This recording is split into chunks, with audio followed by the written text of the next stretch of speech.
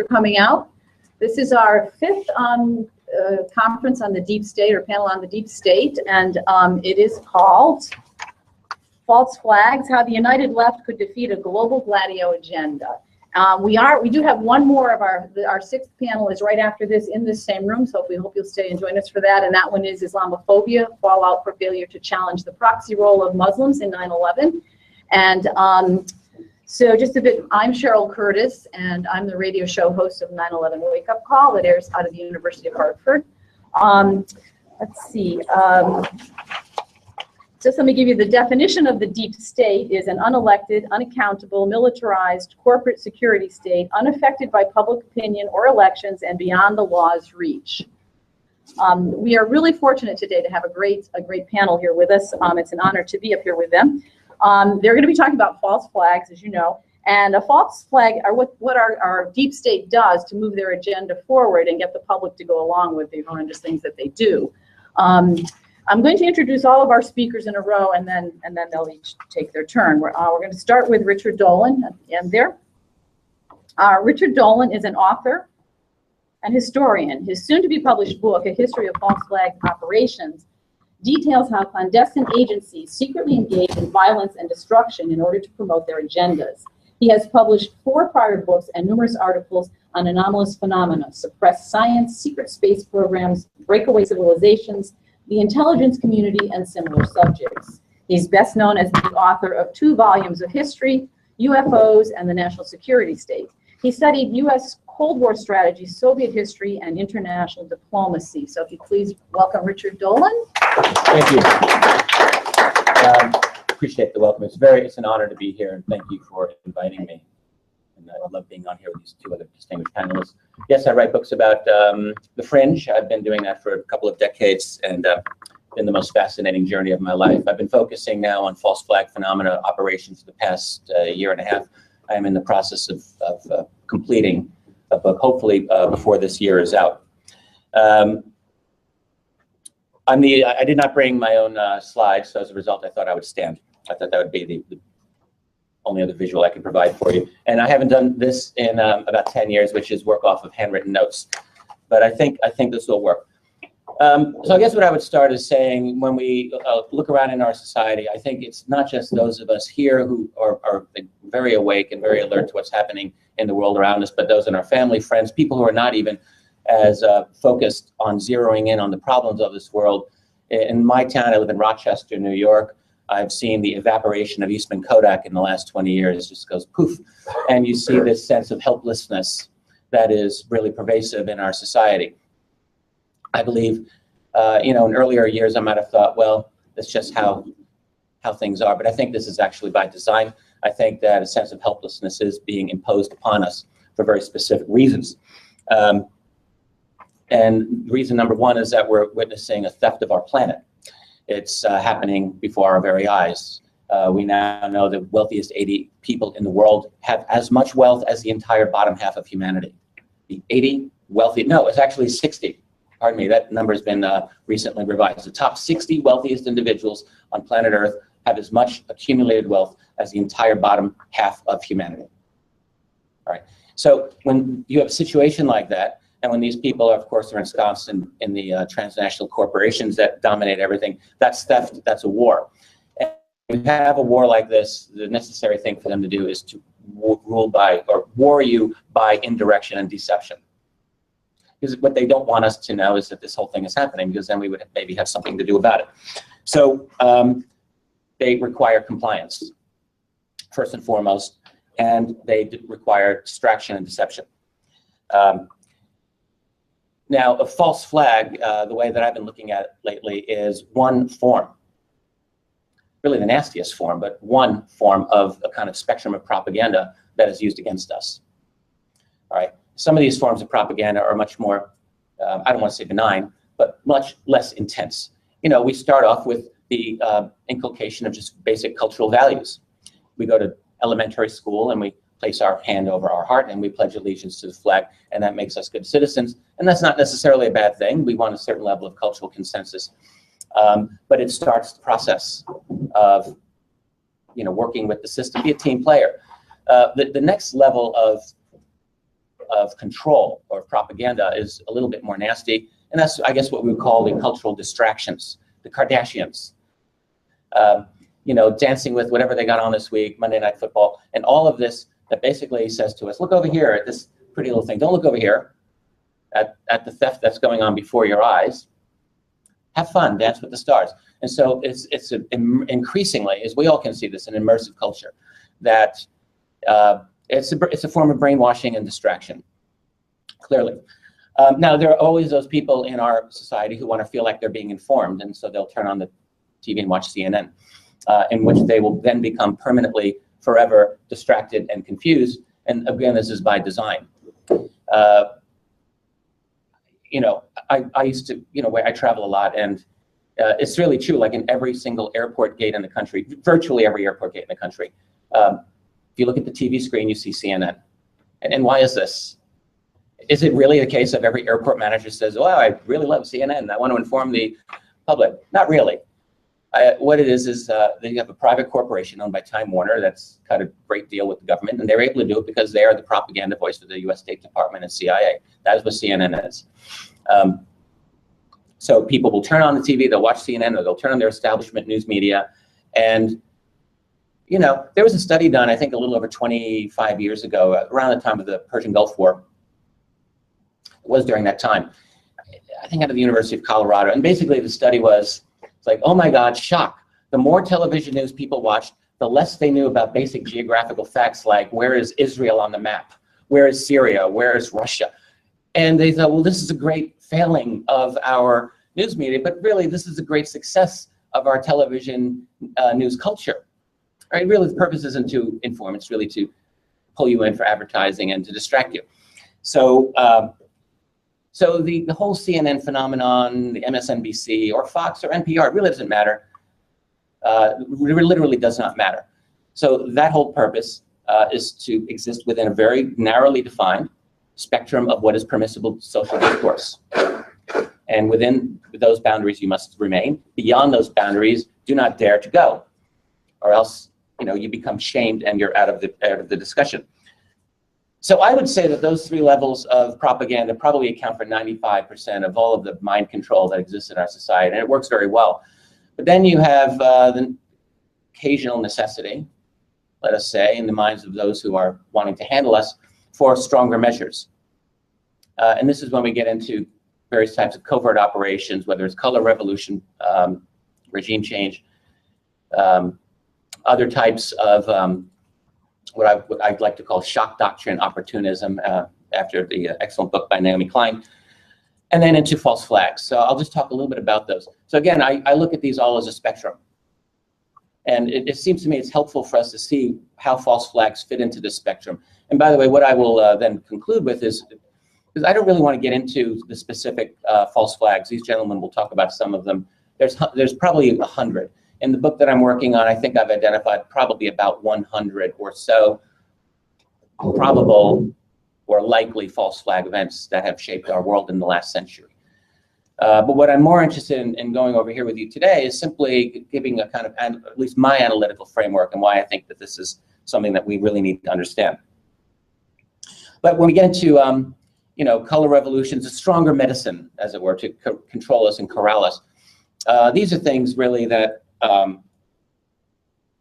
you know, if you get into an argument with your relatives or with some debunker or skeptic on your on the news bulletin boards, one thing you can tell them is that false flags are in the U.S. Army Psychological Operations Manual. It's right in there. It's in the book. What they now call psychological operations, they don't call them PSYOPs anymore. They call them Military Information Support Operations, or MISO. And yeah, right, I mean, couldn't it all mess it up for us? So, but in this manual, they define white, gray, and black operation, black PSYOPs. So white PSYOPs are pretty straightforward. It's basically the U.S. State Department putting out a statement on behalf of the United States government. You know where it's coming from. They're obviously spinning their information, but it's fairly straightforward. That's a white PSYOP. Gray PSYOP is a little different. If you know, many of us are familiar with Operation Mockingbird, that was a gray PSYOP. So it was a situation in which you have proxies in the media basically doing your speaking for you. You know, it's a great thing. If you're doing public speaking and you seed the audience with your cohorts who then pitch you softball questions and make you look smart, that would be a great psyop, I guess you could say. In the U.S. military's formulation of it, a great psyop would be statements by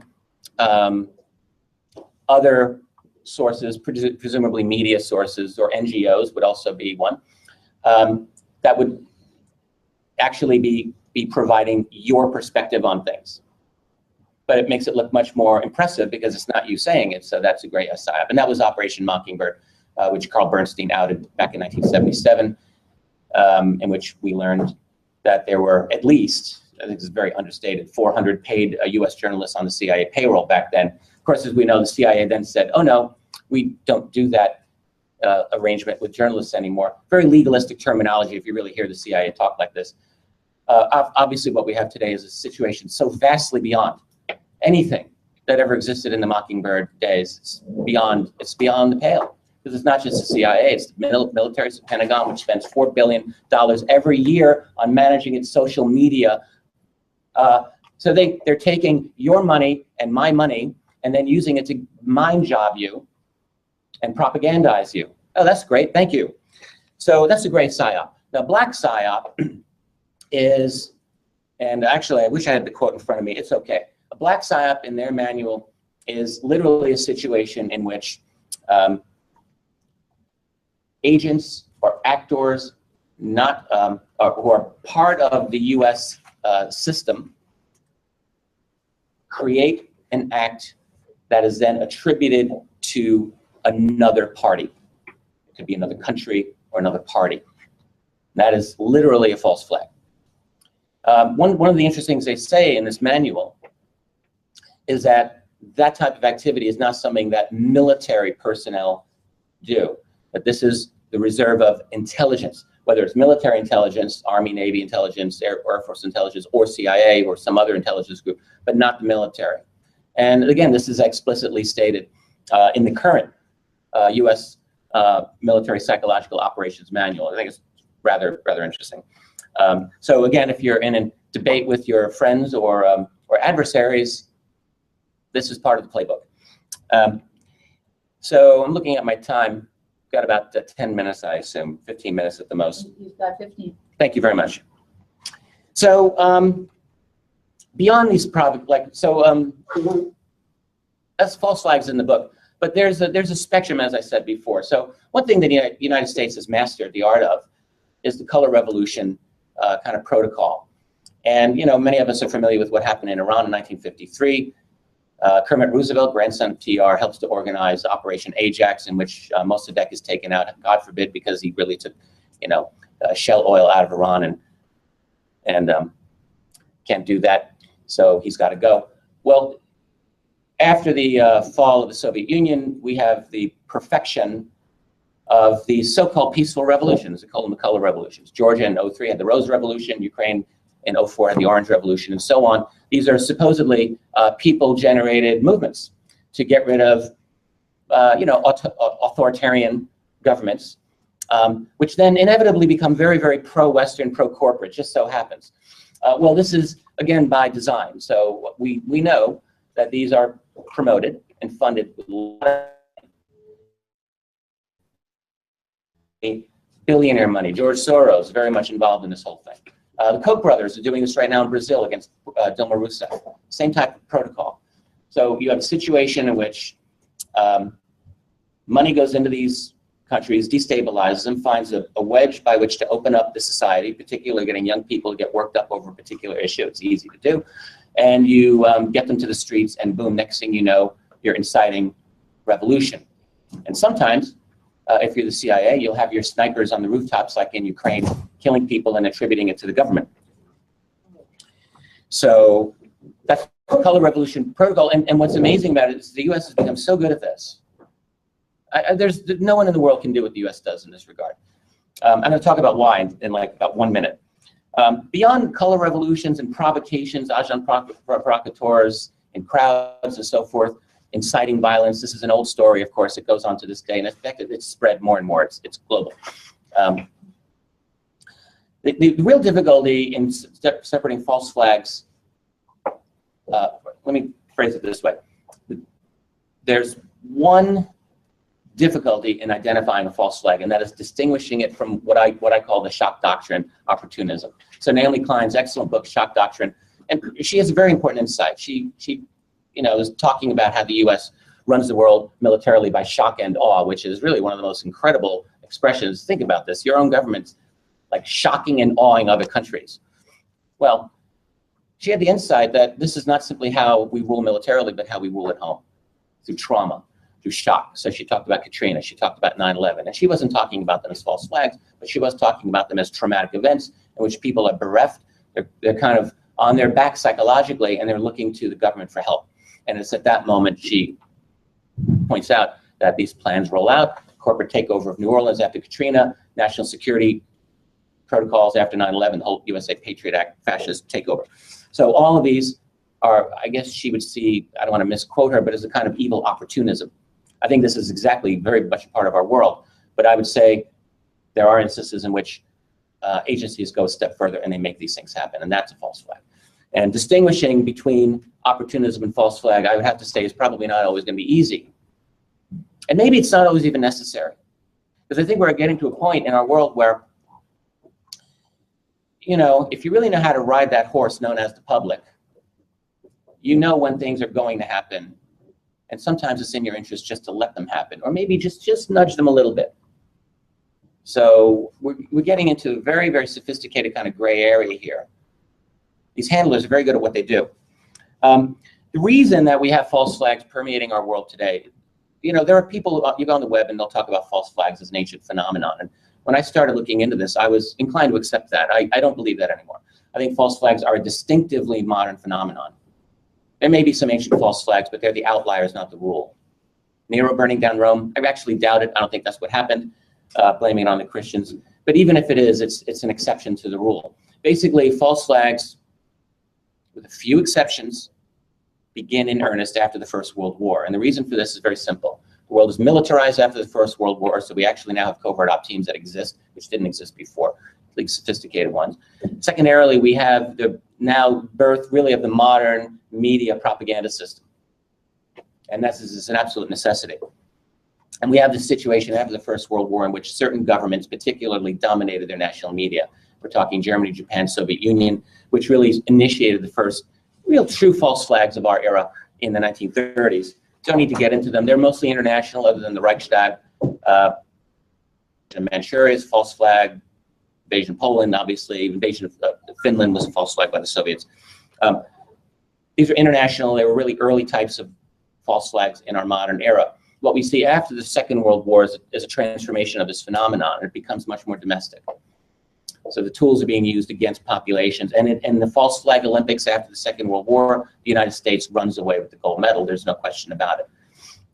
It's just, and the reason for this, and I'm now going to jump ahead and wrap up why this is conceptually really so important. False flags, we had Gladio in the 50s, we had COINTELPRO, we had a lot of other things. We had the US and the British funding the Muslim Brotherhood in the 1950s to take down Nasser in Egypt. They didn't like the fact that you had this independent Egyptian leader who was not going to be part of any of the blocs. And they said, well, he's got to go, so they funded the head-chopping jihadists back then. Well, it didn't work against Nasser. But hey, why stop a good thing? And they just kept it going. So, and they do that to this day, clearly. But the reason false flags are necessary from their point of view today is twofold. Let's go back to Seattle in 1999. All right, the WTO protests. And you have a situation in which an entire middle class of a nation is being disemboweled, which is really what we've got. When people believe they have rights, they're really not going to take that lying down. They'll protest, as they did in Seattle, when more than 40,000 people shut that entire city down. In the WTO protests, they literally prevented delegates from entering the building. Tear gas didn't work. Pepper spray didn't work. This is an unmanageable situation from the point of view of those people at the very top of our food chain. This is 19 months before 9/11. So what 9/11 meant is that the hammer came down on us, beat us over the head with a big national security stick, and away goes this idea of people protest. Now, if you protest, which many of us here do, we know You're photographed. You're in a database. It's an act of intimidation at the very least, and coercion at the most. And this has now become the norm. So globalization, neoliberalist, trans-corporate domination agenda, this is one of the key pillars of why false flags are necessary. There needs to be a pretext to intimidate the population. The other pillar why false flags are necessary today is, I would say, is the petrodollar system, which is really the foundation of the U.S. empire internationally. You know, the U.S. went off the gold standard in 1971 simply because the Vietnam War caused us to crank out the dollars. U.S. was hinged to gold. The dollar suddenly was not really reflecting the price of gold accurately. Nations realized this. We started hemorrhaging gold out of Fort Knox because the dollar was really overvalued. And Nixon took the dollar off the gold standard temporarily, by which he meant permanently, and that saved the gold problem. It did not save the dollar problem. There's the danger of all these dollars coming back. There's really no intrinsic reason for nations to hold on to the dollar if there's no US dollar gold standard. Enter Henry Kissinger 2 years later, makes a deal with Saudi Arabia, says, we will support your evil, tyrannical 9th century regime forever, give you all the weapons you want, as long as you sell all your oil in dollars, accepting no other currency. Saudis are cool with that. All the other OPEC nations go on board, and the US is back on easy street. And the necessity, it's a horrible crime that Americans are not educated in this fundamental fact. Almost every important feature of American foreign policy has some relation to a dollar. It must be maintained. And when the threats come to the system, such as Saddam Hussein in 2000 starts selling his oil in euros, that can't happen. So we create the fictitious weapons of mass destruction charade. Muammar Gaddafi, a few years later, is about to introduce a gold-based dinar. Cannot happen. You create fictions about carpet bombing your population during the Arab Spring and so forth, and you have them killed. And you know, they wanted to do the same thing with Syria, which wasn't a direct threat to the petrodollar system, but geopolitically is allied with those groups that do threaten the petrodollar system and has to be taken down as well. Anyway, my point is, oh, thank you, I've got 5 minutes. So I think what we're seeing is, as long as this situation is in place, and the other reasons we have to have false flags from their point of view is, we have a situation in which we've got international law which says wars are wrong after the First World War, and a situation in which nations are ostensibly democratic. And I say ostensibly. Almost every nation in the world now is ostensibly democratic, with very few exceptions. And so what that means is governments have to have the pretext of ruled by the people. And this is why they need to corral public opinion the way that they do. All right, so it's when an international law says now war is wrong, it's, you know, you can't have wars of aggression and so forth. So you've got to create these pretexts. False flags are the ultimate tool in the propaganda toolkit for this. We're now in an era post 9/11 in which, you know, when you're creating a kind of global police state, and this is exactly what we're seeing, of course, you have to go by degree, step by step by step by step by step, to intimidate and modify the behavior of entire populations. So each successive false flag that we see, or each successful form of manipulation we see, they're not all on the order of 9/11, of course. They don't have to be. They can be smaller false flags, but each one is, it's like a specialized weapon designed for a specialized goal and agenda. You know, in the case of Boston Marathon bombing, which, yes, absolutely. I think the primary focus of that was to roll out the militarized police. That is now a ubiquitous fact of American life, in which you have 19,000 militarized police breaking into the homes of Boston residents as if there's no big deal. Well, we've gone through all that now. That's part of what we are. Some of the mass shootings, sure, there's undoubtedly gun control motivations in it, but there's also psychological profiling motivations in there. Sandy Hook is the perfect case in point, where, you know, you have legislation coming out to now, oh, let's create psychological profile screening of the population, mental health, and so forth. Last thing I'll just say is, how do we identify these? What we're seeing is almost like a Cold War, a psychological Cold War going on between the deep state and us. All right. So as we learn more, they adapt. So one of the things that you see with these false flags, you know, when you see a major, horrific, traumatic event happen and an immediate media focus to identify the culprit, in which within days everything seems to be all figured out, we really have to be very suspicious. It doesn't prove that it's a false flag. The only thing that proves a false flag is good independent journalism and investigation. But there are profiles of these. The existence of the multiple drills often is the case. I don't know if that will continue indefinitely, because I think people are onto this. But you had it with 9/11. You had it with London, the tube bombings of 7/7, 05. You had it with some of the shootings, Aurora, Colorado, and I believe San Bernardino. And there are others in Paris as well. You have these drills going on, and what's the point of these drills? Like, drills to protect against the exact event that happens. What a coincidence. Well, I think the reason for this has happened many times. It's very deeply suspicious.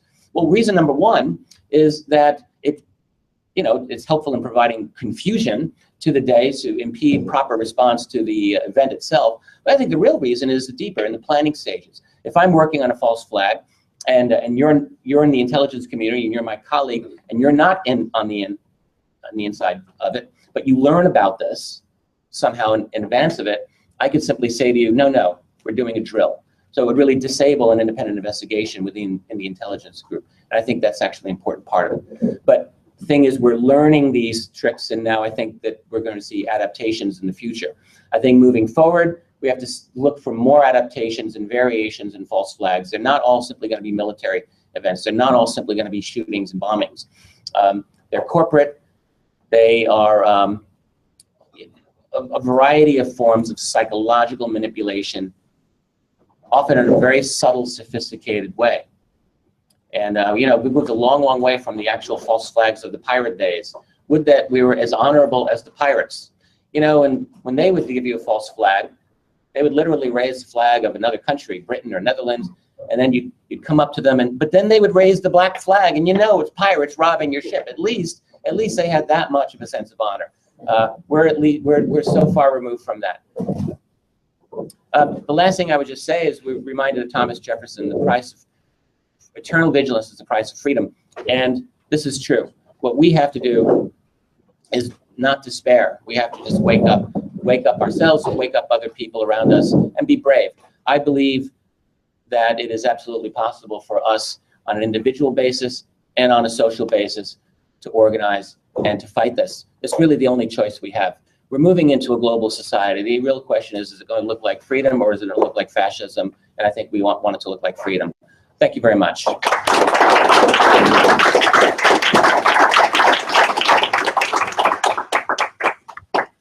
Thank you very much, Richard Dolan. Our next distinguished speaker will be Dr. Kevin Barrett, right here next to me. Dr. Barrett is an American scholar and PhD in Islamic studies and is one of America's best-known critics of the War on Terror. He has authored and edited several books, including Another French False Flag, We Are Not Charlie Hebdo, and Questioning the War on Terror.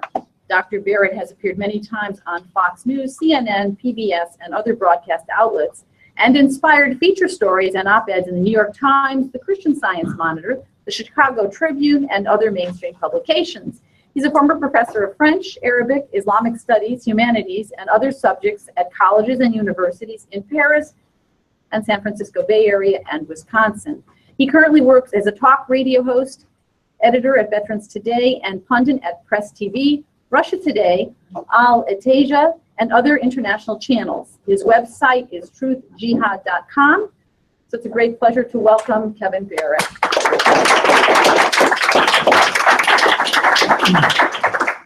Well, thank you.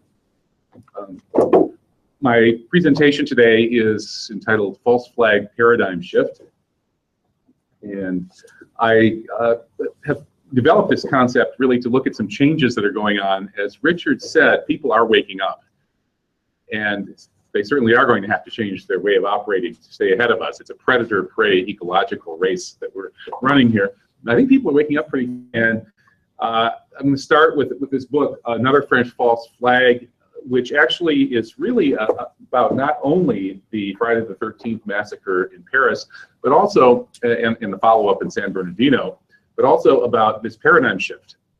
That is, we're seeing a change from a world pre-9/11, as we see in the next slide, Before 9/11, the only people who'd really heard of false flags were the military guys who'd read that manual that Richard was talking about. If you talk to somebody else and ask them, you know, hey, what's a false flag? They probably wouldn't be able to tell you. Today, of course, as soon as a big, shocking, horrific event happens, all sorts of people are suddenly Googling the term false flag and reading the alternative articles about that. In the article, Another French False Flag After Paris, went up into the 6 figures worth of reads almost instantly. I posted it as I had landed at O'Hare Airport on the way back from Paris. I flew out of Paris just hours before this massacre happened, landed at O'Hare in Chicago, saw on the TV screens all the coverage, jumped on the bus back to Madison, Wisconsin, and wrote this article that was in 6 figures overnight because everybody was Googling false flag, false flag, false flag. Well, I also went through my own sort of false flag paradigm shift just this past year in 2015. Next slide. My first impression to the Charlie Hebdo massacre in Paris was actually this. I actually bought into it. The official story for at least a few seconds or minutes. I started doing my research. This one sounded plausible to me because Charlie Hebdo had been provoking Muslims, and I thought, sure, if somebody could have shot up their office, when you first just hear that part, it sounds plausible. It was the same reaction of the cartoonist Khalid Bandib in Berkeley, who put out this tribute to the slain cartoonists, and he's in the book. We are not Charlie Hebdo, but he didn't want his name to be used in the book, because the ADL and related groups have already made it very difficult for him to make a living as a cartoonist. Next slide. So this was the article that jumped into 6 figures after the Paris event last November due to so many people being aware of this idea of false flags. And so some of these indicators are, of course, going to look a little goofy to some people. Okay, it's in the 11th month, the 11th district, Friday the 13th, the whole numerology thing.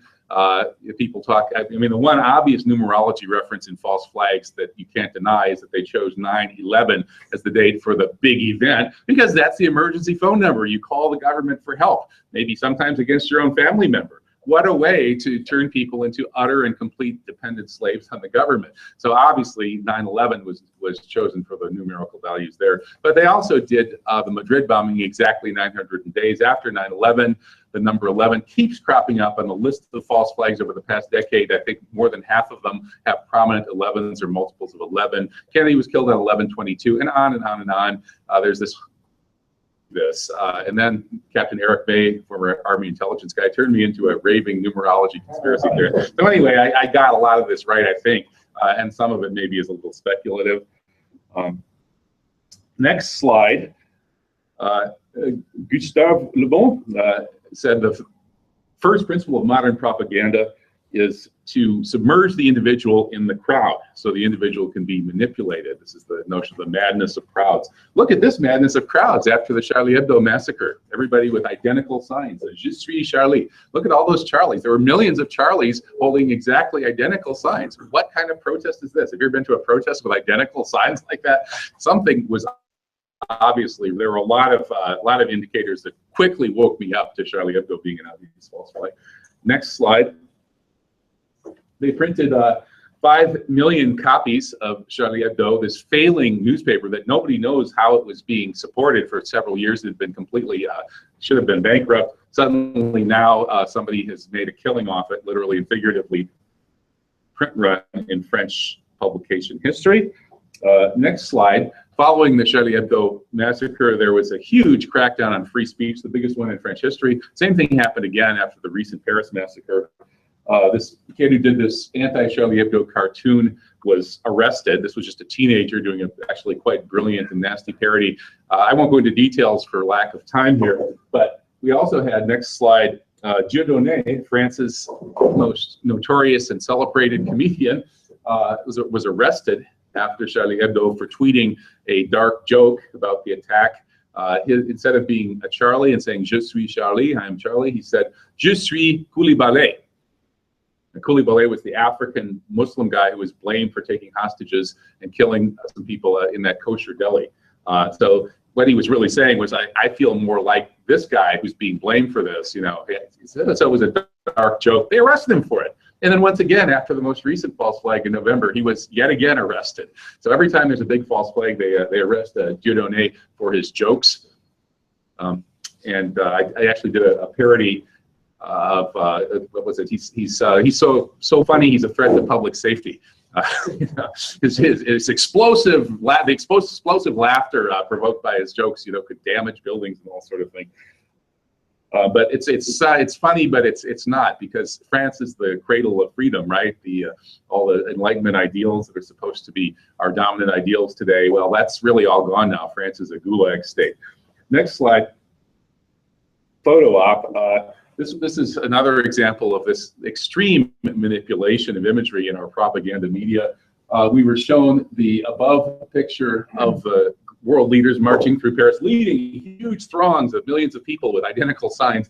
But actually, they never did that. The leaders marched here in a group with their hangers-on, lackeys, and security, with no people anywhere near them. You can't let people get near these leaders. That's a security threat. They filmed that, and then they did film Photoshop to make it look like the leaders were leading the crowds. And the whole world was convinced that this happened. It never happened. Next slide. We have a lot of indications that Mr. Netanyahu and his friends, the extremist Likud faction of the Israel firsters and the neocons, had a hand in this. We had explicit threats from Netanyahu, saying that if France continues to side with the Palestinians, the plague of terrorism will come to your country. There were actually repeated threats like this from Netanyahu in the year before the Charlie Hebdo attack. He was upset that French people were criticizing Gaza. And then he says, if they recognize Palestine in France, it'll be a grave mistake. Well, what happens then? Next slide. France goes ahead in December 2nd, just 1 month before the attack, Charlie Hebdo, and recognizes Palestine. And then, boom, somebody carries out Netanyahu's threat, ostensibly those radical Muslims. Next slide. So how do we know this was a false flag? All of these things are very contextual. This is probably the most obvious piece of evidence. This is alleged to be the shooting that killed the French police officer lying on the ground. The terrorist is going by with an AK-47 assault rifle and shoots him point blank in the head from less than a meter away. The only problem is, watch the video. Somebody posted this video too quickly, apparently. I think it was the propaganda team, was an Israeli guy who posted the video, and it went viral, and then he couldn't take it down. He ended up apologizing so profusely for having put out this video, and you can see why, because if you actually watch this video, you'll see there's no such shooting at all. The head of the guy whose head is totally being blown off with an AK-47 from a meter away hardly doesn't move at all. There's no, its head is unaffected by the shot. There's not a speck of blood, and there's a little dust speck, as you can see over there to the right, a little bit above the head. That's the blank round of cotton or paper kicking up a little bit of dust on the sidewalk. So just watch the video yourself, and if you think that this guy is being shot point blank in the head and killed with an AK-47, you need an eye exam or something. But that the government, for the French government and the media, still tell us that, yeah, this is the actual killing of this cop on the sidewalk. It was clearly play acting. Next slide. This was what pushed over into certainty there was a false flag. The only way they caught these terrorists was that they made one mistake. They dropped their ID card in an abandoned getaway car. You can't make this stuff up. It's like the magic passports of 9/11. We had alleged hijackers' passports floating down magically from the Twin Towers. We had them turning up in Shanksville. There was no other evidence of any plane in Shanksville. There was just some blown up metal garbage and a whole 15-foot hole in the ground and nothing else. And there's a hijacker's passport there and a Shia bandana. These are radical anti-Shia Al-Qaeda hijackers, and they somehow, the only thing that survived from this entire plane is a passport and a bandana. You can't make this stuff up. Next slide. Then Koulibaly, the guy that Dolan identifies with, the African Muslim guy. Wait a second, that's the next slide. This is where the escape route led the alleged radical Muslim terrorists, right in front of this Patti-Story deli, which is the headquarters of the Jewish Defense League, which is listed by the FBI as a terrorist group. They're ultra radical, pro-Israel guys. Every year they have a big bash here at this location to celebrate the successes of the Israeli Defense Forces in massacring Palestinians. So that's the place that these Islamic terrorists chose to go drop off their getaway card, throw down an ID card in there so they could get caught, and then carjack the car of a nice old Jewish guy who told us the story about it. And I don't know if he's in on it or not, but anyway, just the idea that this would be their escape route is completely ludicrous. Next slide. So Koulibaly, the African guy that Dieudonné identifies with here, is he supposedly kidnapped people, killed a couple of cops, kidnapped hostages in the kosher deli, which made this a two-part attack, one on liberté, freedom, and the second part on Jews. We'll see that pattern over and over. And here he is being killed by French police, and it sure looks like he's handcuffed. This is a frame from the video. Watch the video of him being shot dead in this hostage rescue operation. Looks like they've handcuffed him, they throw him in front of the window, and then they shoot him. His hands are together the whole time. So the shooting of Koulibaly and the rescue of the hostages doesn't appear to be what they told us. Next slide. And who is Koulibaly? He's a PR asset of Sarkozy, who's the head of Netanyahu's network in France. He's been doing PR stunts with Sarkozy going back years. So this is the guy who supposedly took the hostages. Right. Next slide. Eric Fredoux. This is, I would say, je suis pas Charlie, je suis Eric Fredoux. I am Eric Fredoux. He's the apparently honest police officer who was suicided in his office late on the night of the Charlie Hebdo shooting. That night he discovered hot lead, called his family, said he wouldn't be home because he had this hot lead, and then boom, he turns up dead in his office, supposedly a suicide. No indication whatsoever that he was suicidal. So what's that about? Next slide. God. Immediately turned up all over the media. She's another Sarkozy Netanyahu asset. She was a minister in Sarkozy's government and a rabid Islamophobe of the Netanyahu type. So she claimed that she was his significant other. This is Sharp, the editor of Charlie Hebdo and the Great Martyr. So she made all kinds of media hay by blasting this out everywhere. She was all over the media. There's only one problem. All of Sharp's friends and family denied that there was any such relationship. They knew who Sharp's girlfriend was. It wasn't her. This was completely phony. But they'd done this little propaganda photo. Why? Well, the theory is that it was through her that the money was keeping the magazine Charlie Hebdo afloat when it was selling 0 copies for years before this happened. Or very few copies. It was totally unprofitable, but somebody was keeping it afloat. Well, maybe she had a joint bank account with him or something like that, and this fictitious relationship was used to keep the magazine going long enough to stage the psyop. Next slide. I didn't have this. Anyway, this is one of the Jersey girls of Charlie Hebdo saying she doesn't believe the official story. Next slide. Okay, and so having been unhappy at being fooled, I quickly put together this book, We Are Not Charlie Hebdo, featuring contributions from a lot of leading scholars of these kinds of events, a very, very broad variety of perspectives, including some pretty mainstream left people. Rabbi Michael Lerner is in here and so on. But the overall thesis here is we're just pushing back against the propaganda version of this, whether it's from the false flag interpretation, which is the majority interpretation in the book, or people like Michael Lerner who aren't on board with the false flag interpretation but are critiquing the media propaganda. So this is a compilation of media propaganda deconstructions about this event, focusing on, but not exclusively, the false flag angle. So then we have the next false flag, happens in Paris 2 hours after I fly out of Charles de Gaulle. And as I said, this time I wasn't fooled for 5 seconds. Got that article out right away. Next slide. So what's the evidence that this is a false flag? We have the passport. All of these guys, like I should have included the cartoon of the jihadi who says, oh, darn, I can't blow myself up. I forgot my passport. So once again, magic passports found to identify the suicide bombers. Next slide. And a lot of people are onto this now. I think as we heard, we're going to have to see some changes here. Richard pointed out that once they do the same thing too many times, they may have to change their methodology, one would think. Next slide. And this passport was fake. It was clearly a fake passport that was thrown down and identified as such in the mainstream media. Next slide. And so that all was exposed in a timely fashion. Next slide. We had, as usual, the drills that Richard mentioned. These, again, that's another element that they may have to change one of these days because it's been going on and on and on and on and on. Hours before the attacks in Paris, they were practicing for exactly what happened. Such a coincidence. Next slide. We had Patrick Pelou, who is supposedly an emergency response medical doctor who was called up the president of France right after the Charlie Hebdo attack. He was right in the middle of that. He's right in the middle of this one as well. And here he goes on television and reveals, just like Peter Power did after the 7/7/2005 attack in London, that he was practicing the exact same events that then happened. And it made it really easy to respond to them. Next slide.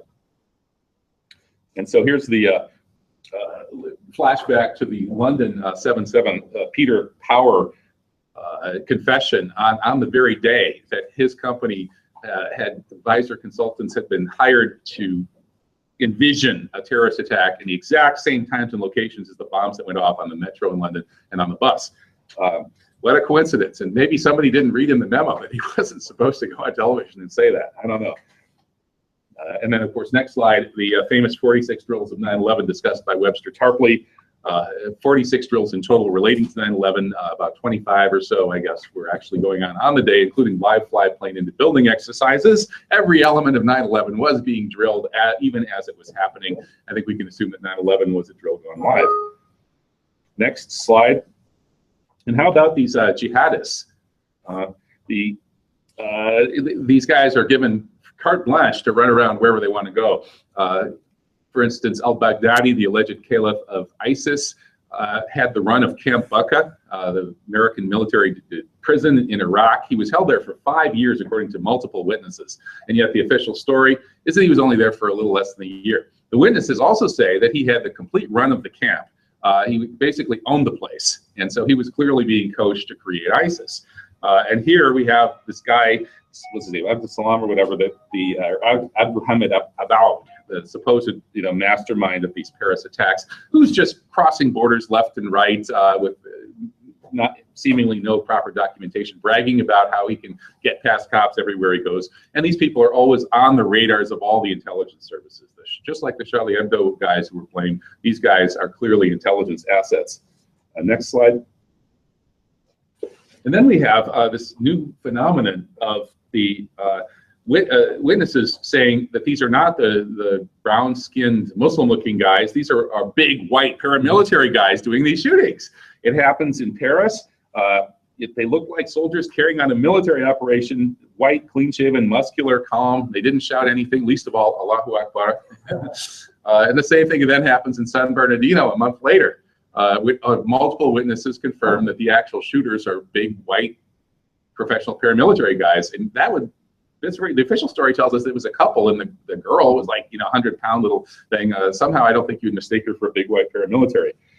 So they may have to change that methodology too, I would think. They probably never should have used that. But next slide, we have a really interesting change here in this Israeli story, claiming that the French Jewish community was warned right before the attack, warned of impending mass terror attack. Just on Friday morning, they were warned, and the attacks happened on Friday. And then they quickly went back and edited the original story to say that, no, they were warned months before. That was a very important correction, I guess, to make, but luckily somebody got the screenshot. Next slide.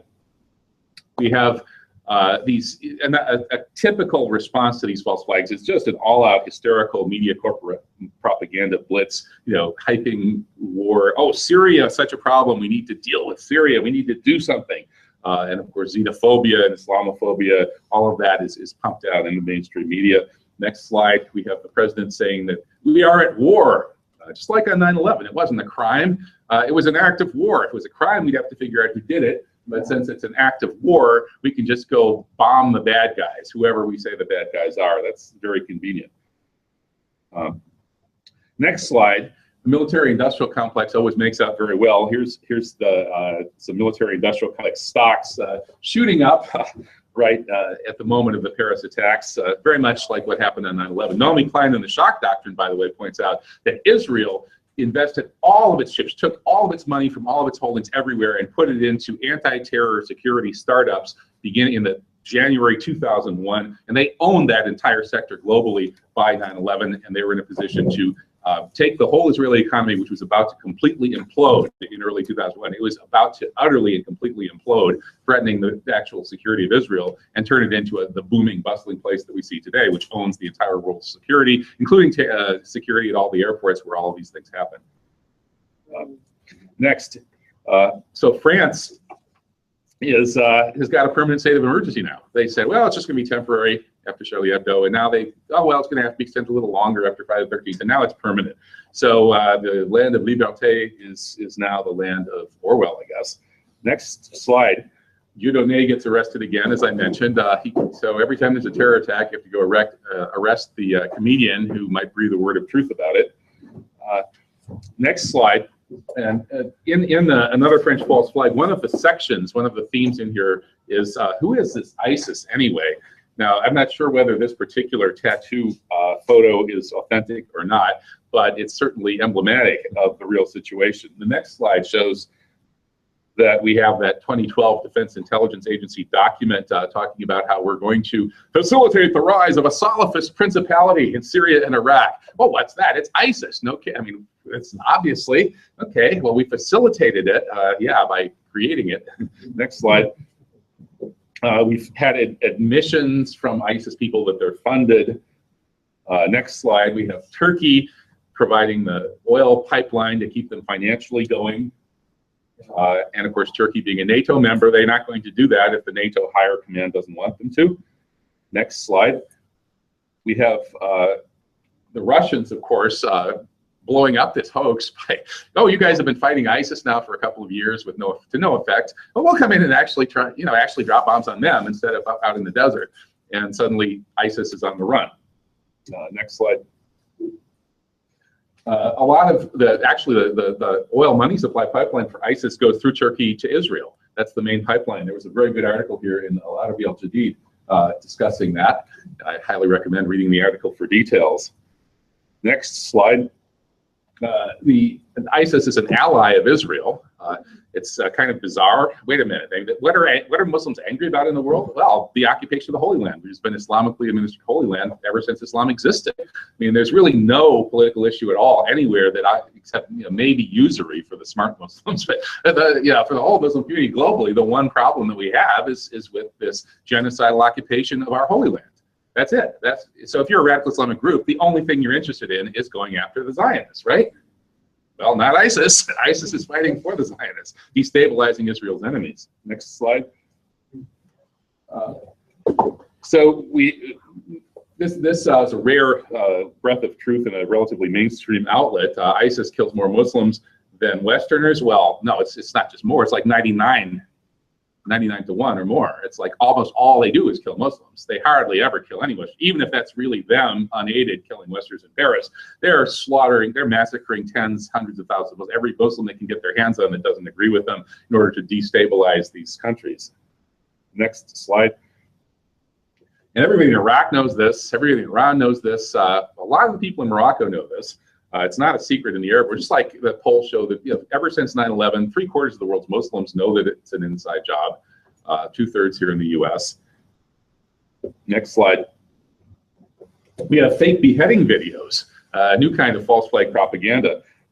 And we have a rare case here where a mainstream paper, The Telegraph, admits that this iconic Foley beheading video was staged, may have been staged. It's obviously staged, but they actually found some experts to come and tell us the obvious. Next slide. So who's behind these beheadings, these Hollywood soundstage beheading videos? Well, guess who the radical Islamists are choosing as their PR agency? The SITE intelligence group, run by Rita Katz, Mossad agent. SITE is a spin-off of Mossad. Every major jihadi propaganda video that you can find comes to the world through the SITE intelligence group, run by Rita Katz. So I guess the radical Muslims just love to have the Zionists doing their propaganda. That's probably a good choice. The Zionists are really good at propaganda. I should get the Zionists to do some propaganda for me and sell some books. I'd probably make out a lot better than I am. Next slide. So here's a very bizarre photo from the Bataclan Theater massacre on Friday the 13th. This is the only picture showing any dead bodies from Friday the 13th. And look at this picture. What's going on here? There's been no medical attention here. These bodies are just laying in the floor in kind of bizarre and in some cases physically dubiously possible postures. And then we have a big blood-shaped heart painted on the floor. What is that? This photo was tweeted into existence by out of Israel by unknown people. And I went ahead and put it on the cover of my book. It said, "Sue me." Whoever owns this extremely valuable photo, the only photo of any victims, the iconic propaganda photo for Friday the 13th, come on, sue me. It's worth millions of dollars, and I just stole it and put it on my cover in this collage by David Dees. Nobody will sue me. Why not? Because it was the people that did the massacre that did the photo as a propaganda effort and tweeted it into existence from this Israeli site that's very difficult to trace. So, but why the heart? Who drew? It looks like somebody took one of those big floor cleaners and pumped it full of ketchup and smeared it in a heart shape on the floor. What's that doing there? Well, next slide. Maybe it was a message that the next big attack in Europe is going to be at the Brussels airport. That's the Brussels airport logo. It looks like the same smeared heart, doesn't it? And its logo, its slogan is the heart of Europe. Okay, so was this a message from the very devious attackers with their dark sense of humor that the next attack was going to be in Brussels at the airport? I don't know, but Ole Damagard thinks so, and I don't think he's a crazy conspiracy theorist. He's a sensible conspiracy realist. Next slide. We also had this Brussels attack on 3/22, which is the number that means what? Skull and bones. 322 is the official number. It's the other word for Skull and Bones. Skull and Bones is America's leading secret society out of Yale University. Feeder to the CIA's covert ops program. They're essentially Satanists, criminals and drug dealers whose initiation ritual includes masturbating naked in a coffin in front of their friends and parents. It's a very strange secret society. So I don't think it's any 322. And I have a lot more information on these false flags, but it's time to wrap it up now and move to Oklahoma City, a very important American domestic false flag. Oh. Could you just go 7/7 ripple effect? Oh, okay. Really yeah, I was asked by an audience member to mention that 7/7, the London bombings, which are a very easily exposed false flag, there's a lot of great information out about that, including books by Nick Collerstrom, Nafis Ahmed, and a film by Muad Dib, 7/7 Ripple Effect. Okay, thank you very much. Thank you very much.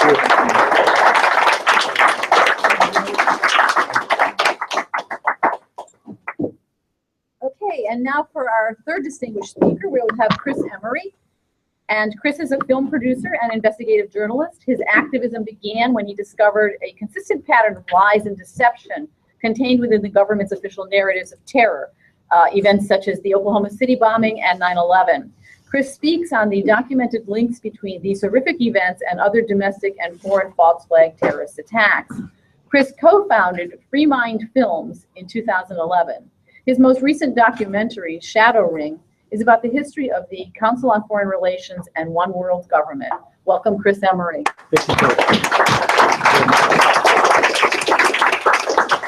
Kevin and I first met back in July of 2001. It was, what, 3 weeks after 7/7? 2005. 2005, excuse me, 2005. And Richard, I want to let you know, Charles Key, one of our main allies, good friend of mine for 14 years, is a big fan of your work. Thank you. Folks, what I'm going to do is give you we're going to take a little different slant. These two gentlemen did an outstanding job of basically explaining excellent examples of false flag, the tenets, what the definition is. So I want to give you just a little insight on how our film crew came to put this film together, and also draw some parallels to what Richard and Kevin were covering. Alan, our producer out of state, Alan, I'll clue you in on the slides that I sent you here in just a moment. Once again, welcome. Thank you. Looks like we got a packed house here, and thank you to the audience watching. I'm going to basically throw a fastball out there. Can I get a show of hands? Anyone in the audience that actually works for the intelligence community, law enforcement? Seriously. Now, I've asked this question before. There's been some hands raised. The reason I ask that is I'm just going to be on the level with you. We've had local, county, state, and federal law enforcement, retired and active members of some agents that asked that I not reveal who they work for. Some with agencies we never knew existed. And they were very upset on the way the Oklahoma City case was handled. So we were very heartened and very humbled at the fact that they came forward and wanted to help us out. They could not come out directly for their personal safety, for their careers, their pensions, you name it. There was a variety of reasons they simply couldn't. show their face or present their name. So I want to thank those individuals. To this day, there's no way that we would have been able to make this film without their help. So I said that out of respect. I'm not anti-government. I love this country very much, as do all of our film crew and over 400 people that helped us with this film. We have the utmost respect for this country, and I want to thank you again for showing up here to take part in this. Well, we already went over the definition of false flag: contemporary covert operations that are designed to deceive in such a way that operations appear as though they are being carried out by entities and so forth who are actually set up and they're not who they appear to be. The official approved narrative, for those of you that may not be aware or maybe too young, you weren't born when the bombing happened, and we're running into that second and third generation. Two disgruntled GIs, Timothy McVeigh and Terry Nichols, constructed a truck bomb comprised of, and this all depends on the narrative that was presented by the Justice Department, the FBI, and the mainstream media, 6,000 pounds or 4,000 pounds of ammonium nitrate, racy fuel oil, transported over 218 miles from a state park, Geary Lake State Park in southern Kansas, to Oklahoma City with no temperature or humidity control within either 72 hours, 48 hours, or 36 hours. Once again, depending on the story that came out 4 hours after the bombing, or 2 weeks, or 3 months after the bombing. So what we did as a film crew, we had to sift through all of this, and we actually got the actual Ebola reports, the police reports, once again, Oklahoma County Sheriff's, the bomb squad, all of these law enforcement agencies basically told us what happened. So that was the nebulous narrative that we were all presented. NPR, the mainstream media, parroted that for months. Now we're going to go for the first slide here. This is the actual shot taken by Jim Argo. He was a photographer with the Oklahoman at the time. Jim and I spoke a couple of times on the phone. He had to reluctantly decline helping us with the film, but he did provide us with the original slide and the shot. And Lieutenant Dennis Griffin, the gentleman, actually he's from the firehouse right here on the left side. Firehouse was 10 blocks away from the bombing site, and they had a hazmat crew there, and they were on the scene within 10 minutes. Lieutenant Dennis Griffin, oddly enough, was part of the PR department of that precinct of the fire department. Was carrying his camera, and he started snapping pictures on his basically his compact film camera. He was pulling out vagrants that were actually in the rubble from the building across, and I'll give you an aerial shot. But he said that the damage was horrendous. It was horrific, and it certainly wasn't from Anvil. How did he know? Because he'd gone to training at the local Air Force base 3 months before, actually studying for incidents just like this, once again. The pre-training and so forth before an incident would happen. So he knew what was going on. He said his mind just clicked right in to gear, and he knew what to do, looking for the walking wounded, the deceased. And he did find a couple of deceased. Mother had passed away, pregnant, and her lower extremities were gone because of the blast wave attenuation was so severe. She was literally decapitated, and not much left of her. And I'm saying this out of respect, folks, but I want you to understand we had to deal with the photos, the intel, the information coming from the medical examiner's office. We looked at it in a very respectful and very compassionate way. We weren't trying to sensationalize this, but we had to wrap our heads around, not only wasn't this info, but why, what happened, and what was the severity of the damage, the scope of the damage. Next slide. Could go advance to the next slide, Al. Okay, this is the actual shot. And this was taken about 90 minutes after the bombing. How can we tell? Because the black smoke that we saw in the original footage that was shot by the helicopters at Channel 4 and the OCPD, that was actually the fuel. There were 72 vehicles in the parking lot across the street. Something that was explained to me by General Parton, who, and I'll mention him in a little later, says that the blast wave was so severe that it created a temporary vacuum within that 4-block area that it literally sucked the pressure between the air outside of the building and the pressure in the gas tanks was so, there were so severe in difference that the gas tanks exploded just to equalize that vacuum that existed for about 4 seconds. Trash, paper, everything out of the building was sucked up and put into an invisible mushroom cloud over 400 feet in the air. And it was so bad that the FBI field office and the local authorities were combing a 12-block area to look for their sensitive documents that were in the building. It doesn't happen with ANFO. This was an enormous, it was literally a small neutron bomb that took this area apart. All of the fuel tanks in these vehicles ruptured, whether there was luggage, paper, rubber tires, whatever, that distinguished the color of smoke that was coming out. So a lot of these spare tires in these vehicles were blowing. That's where you got the black smoke rolling into the building. Not rolling out of the building, but rolling into the building. All right, next slide, please. Okay, FBI seeks 2 terrorists at blast. Well, all right, within 4 to 5 hours after this happened, local authorities knew that this was much bigger in scope than 2 guys. And it was what we got from the local FBI field office was that their superiors flew into Oklahoma City within 4 hours after the bombing, using jets from the presidential fleet out of Andrews Air Force Base. They were C-21 Lear jets. They've been decommissioned since then. Well, we found out that there was over half of those jets that were set on the tarmacs at Andrew, ready to go, take the cabinet, the president, and the immediate family of all of his members of the cabinet and the president's family, anywhere in the world they needed to go. 24 hours, 7 days a week, 365 a year. 14 of those jets came to Oklahoma City within 4 hours. They had the top dogs from the FBI, the ATF, the Naval Intelligence, military intelligence, and once again, the agencies we never knew even existed, flying into Oklahoma City. That is a telltale sign that this was not 2 disgruntled GIs. This was international in scope, and they got caught basically kicked, right? Their feet right out under them. They didn't know what was going on. They came into Oklahoma City to find out what happened. So they knew that eventually we found out there were at least 12 people involved and another 6 in addition to that on a peripheral basis. Textbook CIA, all of the mode of operation, the fingerprints, the method that they were doing. That's exactly what the CIA does, and that's how they do it every day of the week if they want to carry out an act like this. Next slide, please. Okay, Army of Agents seeks 2 and the suspects. All right, and this was taken basically 4 days after the bombing.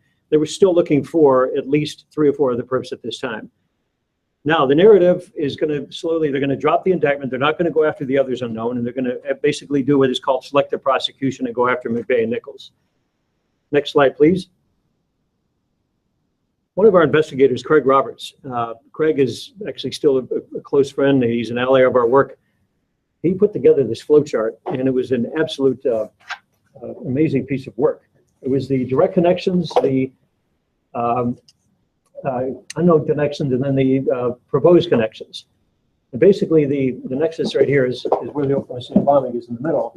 We have all the way from the drug cartels in South America to the militants in the Philippines, which were created by the United States. And it was all color-coded. And we had to look at this and say, okay, what can we definitively find out? What information can we prove without a doubt that we can include in the narrative of the film? So this was the nexus of our research, in addition to, and I'll bring this slide up later, the final report, which was put together by the Oklahoma Bombing Investigation Committee. And the next slide, please. And then, of course, there was the patsies and folks that were working for the CIA that were allegedly living in Arizona. They knew what had happened, and then they were let go. They weren't brought into custody. They were just given the cursory questioning and let go. And you see a lot of the melodrama and the sympathy and everything for the victims, which rightfully so. And we're not discounting that, but that's what's going to be a majority of the narrative coming in, weaving in. All right, next slide, please. These are the George Wallace and Charles Key were 2 of the members. Next slide. And then VZ Lawton and Dale Phillips. Those are the 4 gentlemen that started what is called the Oklahoma City Bombing Investigation Committee. Charles Key, state representative, completely jeopardized his political career when he stepped forward and says, I got to start asking some real questions about this case. Why? Because he was representing District 90, the western side of Oklahoma City. His former secretary that worked for him at the state capitol resigned and took a job with the federal government. She was at the Murrah building for over a year working, and she was killed in the morning of the bombing. He went to church with her parents. They knew each other for years.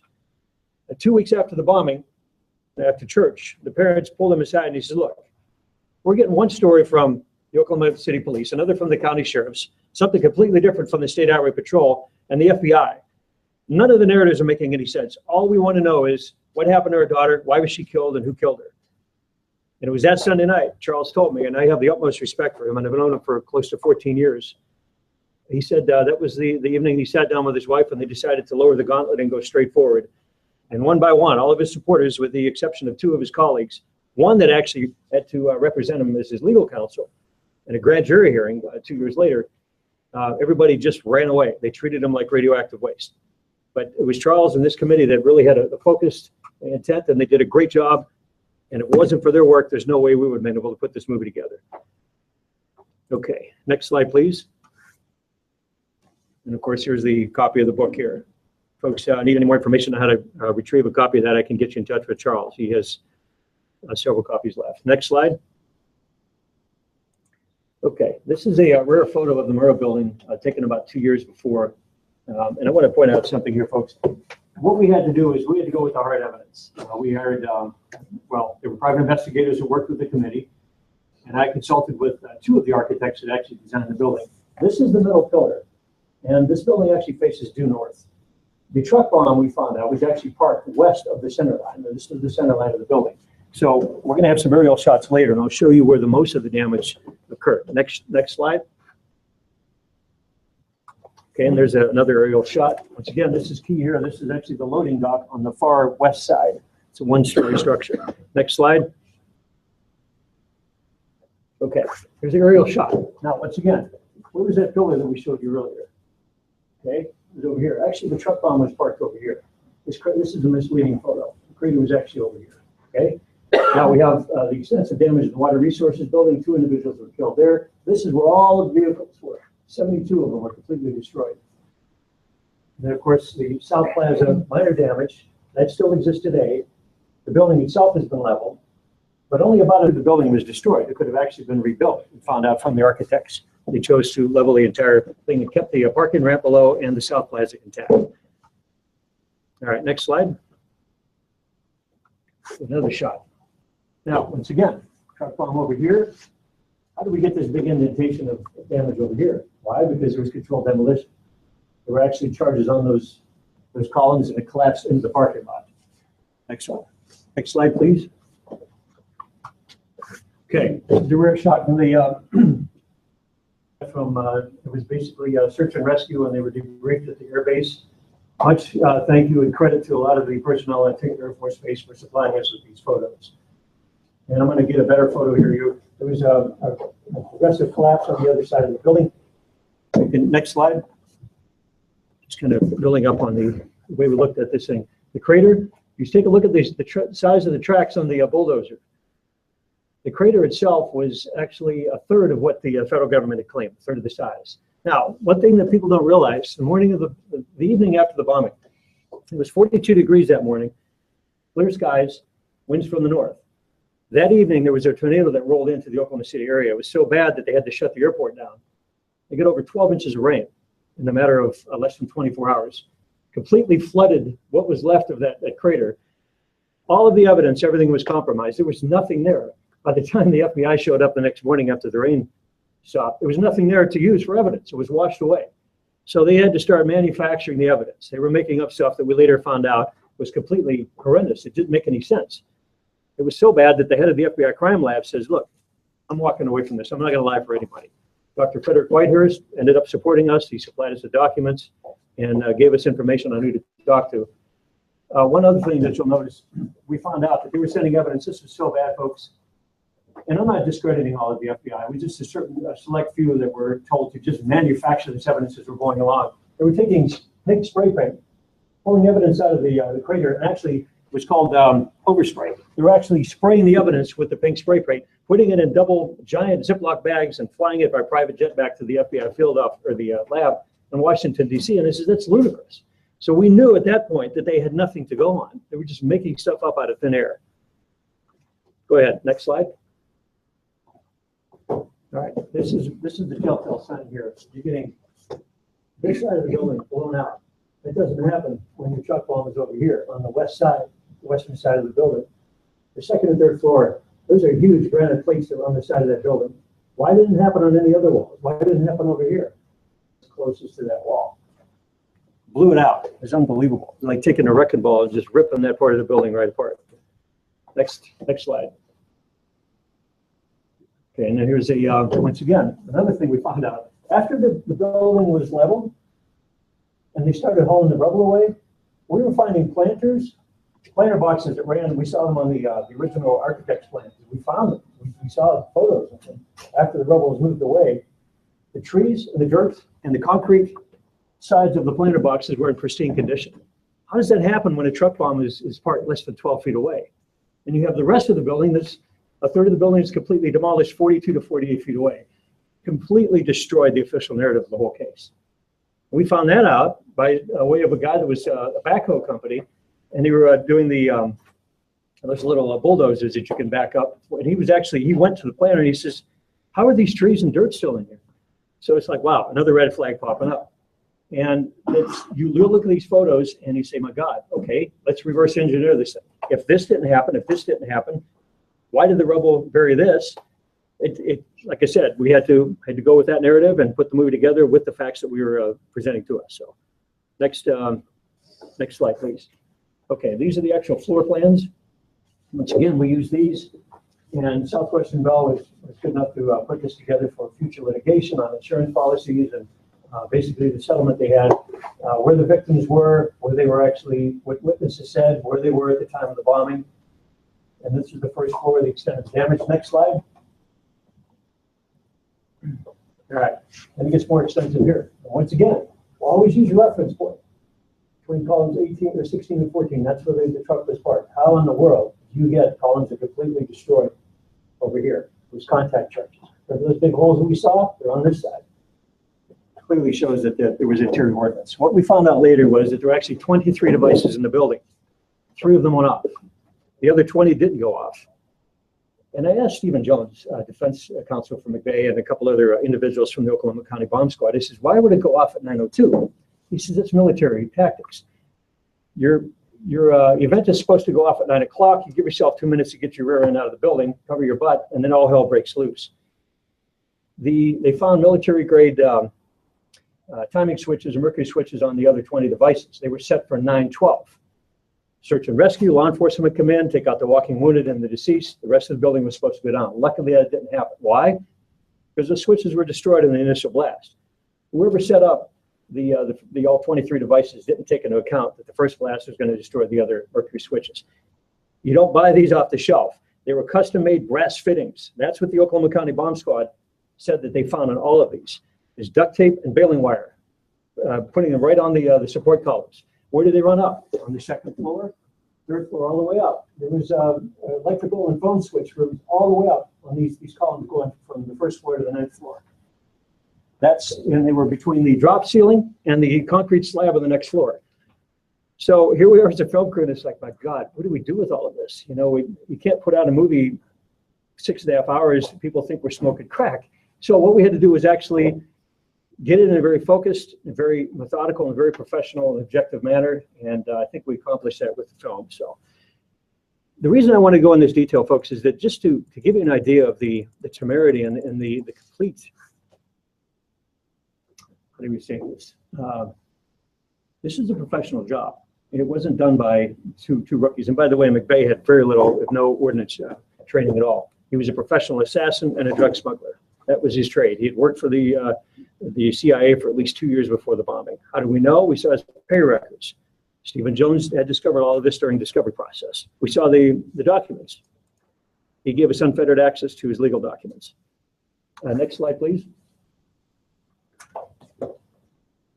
Next slide, Al. Okay, and then here's a broader, basically the second floor, more damage. By the way, we're able to get 8 pages from the original set of plans from the GSA office in Fort Worth. I'm not going to name the source, but he had given it to us 2 months before he retired. And just like a lot of the other sources, says, please don't ever call me. I don't want your phone number on my bill and vice versa, but here's the stuff that you're going to need. Hope you were able to use it. And we were able to do that. So next slide. All right, this is a telltale. This is all of the formulas, the General Parton, retired U.S. Air Force general, 18 years at the Pentagon Armament Lab.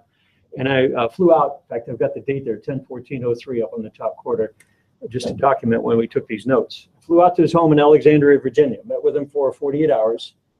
We're sitting at his dining room table in his living room. Near his living room, we're going ahead and discussing this whole case. And he says, look, He says, if I were to go ahead and do an explosion like this, this is what would happen. These are the formulas I'm using. He designed ordnance for the Pentagon for both the U.S. Navy and the Air Force. And he told me exactly what happened. And he explained the blast wave attenuation, why it was so severe, why it actually was lifting buildings more than a block away off their foundation, 3-4 inches off their foundation. Massive, massive explosive cloud, of air cloud coming out of that building. And he told me what had happened. And those are the formulas that he scribbled down. I kept those notes to this day. Next page. Next slide. And then, of course, this is the continuation on. What he came to conclude was that if that truck bomb, which it wasn't, was the sole cause of the damage, what the government had claimed was in there would have the dissipation of the blast wave attenuation would have been no more than the pressure in a bicycle tire 50 feet away from the truck. It would have done nothing to the building. And of course, we saw the physical and the photographic evidence of the damage and basically the way the building had collapsed. General Parton was very supportive of our work, and he was very elated, and we were very fortunate to get him in the film. I'm not sure if he's still alive. I think he had passed away some time ago after the film was released. So we owe a lot to him. Next slide. And then, of course, this is the official report that he put together in June 30 of 1995. He actually, out of his own pocket, copied 482 copies of this report, spent over $6,000 of money, and hand-delivered a copy to every member of the U.S. House and Senate. And only one responded. It was his representative out of this congressional district. And he says, thank you for taking the time to put this report together. I will be happy to deliver it to the FBI office. It's like, it's nobody listened. It fell on deaf ears. I'm going to wrap this up and we'll get Q&A to go with here. And of course, this is the another visual of the blast wave attenuation, basically showing that the strength of the blast cloud would have dissipated well before it would have hit any of the major columns, and certainly wouldn't have damaged anything over 12 feet away. So, all right, so let's go ahead. Next slide. Now, once again, I've put together some photos of the folks that we think are responsible for the cover-up, and they need to be called on and brought to justice. This is Merrick Garland 2 days after the bombing. Next slide. Next slide. And that's just, of course, our nominee for the U.S. Supreme Court. When I found out that he was 10 minutes after the press story broke that he was going to be considered for nominee of the Supreme Court, I thought, my God, we're really going down the rabbit hole here. He was instrumental, I know, as a lead prosecutor with Jamie Gorelick in manufacturing and in planning the cover-up of this case. There's no doubt about it, without question. Yeah. Go ahead, next slide. Other individuals that are responsible, of course, there's Pat Ryan to his left. Pat was the lead prosecutor at the federal trials for Tim McVeigh, and he was from the U.S. Prosecutor's Office in Oklahoma City. Next slide. And of course, Jamie Gorelick. Merrick Garland was his lapdog. She's the one that actually called the shots. And if any of these people have an issue on it, I'll be happy to sit down with our film crew. We'll go through the evidence and say, okay, why did this happen? Why did you refuse to run the analysis of 1,034 fingerprints?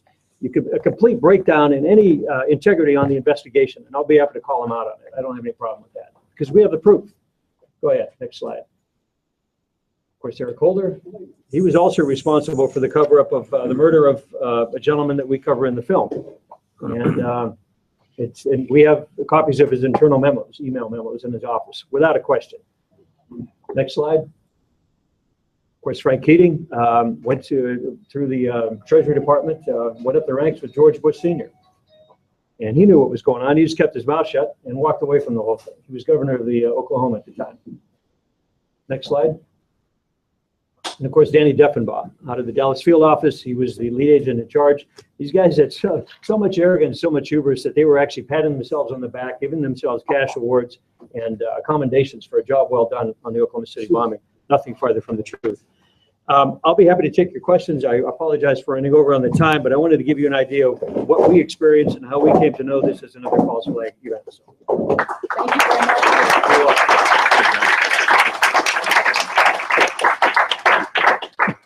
Before we start the Q&A, I just want to remind people that we do have a deep state literature table out in the main lobby right on this floor. corner table, and you can get our speakers' books there, and I encourage you to do that in videos. So when we're going to do the Q&A, if you make your questions really short, and I'm going to have to repeat them because we're streaming live, so if you could just, I don't have a good memory at this age, so make them short, okay? Yes? Yeah, Chris hasn't said anything about why they would have done this. Okay, well, it's here again. What we let me put this in encapsulated. There was it was a bill before the House and the Senate. It was actually floundering in the House to restrict our gun rights, to crack down on the right-wing militia, which of course we find out was actually fostered and manufactured by several federal authorities, agencies. And they wanted to have this false sense of taking away our rights, another reason to take away our rights. The fever and the pitch and the attitude they wanted to get the Clintons out of office. There was a lot of, rightfully so, it was a criminal family. But it wasn't supposed to happen, folks. This is supposed to go live. One thing that I didn't mention, and we weren't able to present in the film at the time, we found out after we went into post-production, was that McVeigh's handler, Larry Potts, number 2 at the FBI at the time, he was in charge of the debacle at Ruby Ridge, as well as the debacle at Waco, was actually McVeigh's handler. The building was supposed to be blown up, staged at 9 o'clock the night before on April 18th. It went live on the 19th. And Larry Potts, quote unquote, wanted a body count. I don't know how much more insidious you can get. This is number 2 at the FBI. They wanted a body count. And McVeigh protested. And we found out through other channels, and of course Terry Nichols, McVeigh was an assassin, yes. But you don't kill innocent women and children. That wasn't his job. That's not how he was programmed. That's not what he did for a living. And he refused to do it while they had him over the barrel. And so hopefully that answers your question. I would simply like to jump in and just add one thing. These false flags, as I mentioned earlier, are necessary from that point of view. I think primarily on a domestic level is again, as I said, the disemboweling of the United States middle class due to neoliberal globalization. When you are taking people's futures away from them, they are going to become unhappy at some point. And it is necessary to take that big stick and beat them over the head with it. And I think when we see these false flags, it is a step-by-step process, slowly, inexorably, smaller false flags, bigger false flags, and so forth, that take us through that process. Yeah, right here. Hi, 3 quick questions. You can go one at a time, please. Yes, for Kevin, is it true that the Rothschilds bought Charlie Hebdo sometime just before? I heard that somewhere. Is that true that the Rothschilds? Yeah, there was a report in a mainstream Dutch newspaper that the Rothschilds had bought Charlie Hebdo before the attacks. But it turns out that it doesn't appear to be true, that in fact Charlie Hebdo was run by a sort of a co-op, and Schaub, the guy that we saw, who was apparently being paid through Jeanette Bougrab to keep it afloat, was the main guy, the money guy there. And that report may have been some kind of intentional disinformation, and I fell for it. And that's the one error that's in the book that says that. In fact, the Rothschilds did, however, buy Libération, which is a big media pseudo-alternative left thing in France, which actually took over Charlie Hebdo, and their print factory printed up those 5 million copies. So there was that connection. Chris, were there specific offices targeted in the building? That was part of the official narrative. We don't have any proof that there was. It was just, I mean, with the amount of the explosive devices in there. I mean, my God, what are you going to do with 23 devices? That's for lack of a better term, overkill. So yeah, the narrative said yes, it was the FBI. Well, the FBI office wasn't there. It was the ATF and the DEA office and Social Security. But no, I don't believe so. It was just more of a body count. They wanted to set an example. One other thing, if I may, to add about Larry Potts, he was supposed to show up at Terry Nichols' state trial in March of 2004. And again, overreach. The Justice Department said not only no, but hell no, he's not showing up. The judge approved the indictment and the subpoena for Larry Potts to show up. And it was the defense counsel for Nichols that wanted him to testify. So you have the overreach of federal government. How do they tell you who to bring into a state trial? They didn't want that whole equation coming in. They didn't want, the broader conspiracy. So again, they protected Larry Potts. And I'll say this on camera, Mr. Potts, if you have an issue with that, again, we'll sit down face to face and you explain why you didn't show up at the state trial and why you were McVeigh's handler.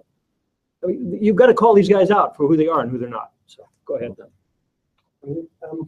For everybody really, but for Richard Dolan, I suppose in particular, I'm wondering about the term deep state, because it seems like what we're dealing with is international corporatocracy, and obviously banksters are behind it. So when we think of deep state ordinarily as a national thing, but clearly this is something bigger than that. Right? Well, right. What we're seeing, it's, you look back through earlier historical eras, the transition of types of society eventually are reflected in different types of government. These processes take time. In our own era, we've got a globalist system. I mean, there's really no other way to look. We make cell phone calls. We are on Skype. All of these require international systems that have to be in place, infrastructure. And at a certain point, we have to recognize that this will require an international kind of legal structure, and informally what we've been seeing for the last century. It's just evolved, particularly since the Second World War, is a behind-the-scenes initiative. I mean, we all know about the Bilderberg meetings. These are real things. These are actual real power players. They meet once a year. They determine agendas. So they've done it informally for years. And I think what we're seeing is kind of it's almost like a debutante has their coming out party. So I think with 9/11, we saw the coming out party of the national security state, the deep state, and we're continually seeing the coming out of this new global system. We're seeing it in TPP and TTIP. These are more manifestations of it. So it's a genuine legal revolution right before our eyes to reflect a new kind of economic financial order, in which national sovereignty really is becoming irrelevant. Okay, and this includes the United States president. Our country is like a dead body on the side of the road. In other words, you see this guy, he was alive yesterday, but now he's dead, is on the sidewalk, but he's wearing the same clothes he had on yesterday. You poke him with a stick, he doesn't move, but you say, oh, well, he's got the same clothes, so he must be okay. That's us. In other words, it's like we're a big weekend at Bernie's. We have the same clothing. President, Congress, Supreme Court, all of that is there, but the body is dead. And in fact, what we are seeing is a new system. Machiavelli said this 500 years ago. He said, if you want to have a successful revolution from above and you want people to follow it, he said, you must maintain a semblance of the old forms, because that's all people ever notice. All right. And really, this is what we're seeing. So this is part of rule by deception, rule by confusion. All the old systems are there. We elect our president. Well, no, they're selected. We know this. Anyone with a brain can see they're selected. Bill Clinton attended his one and only Bilderberg meeting in 1991. Is that a coincidence? No, he became a made man like in Goodfellas, and they said, boom, you're in. Okay, and this is how it is with all of them. But it's all got to be, none of this can come out in the open because people would have a problem with it.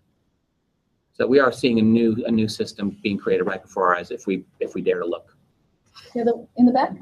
Yeah, I just have a quick comment to make to the panel. It's a video called 7/7 Ripple Effect 2. I don't know if anybody has seen it, but it is very important because not only did the producer wind up going to court for 151 days, they put him in jail for sending this video about 7/7 London bombings. As a friend of the court, an amicus curiae, they locked him up, they took him from Dublin and put him into England in Wadsworth jail for 151 days. And finally, when he did get to go to trial, he was allowed to show this video to a jury where it was discussed 7/7 and 9/11 being false flags by the state against the civilians in that state. And not only that, it was the first time in a court ever where these false flags were discussed.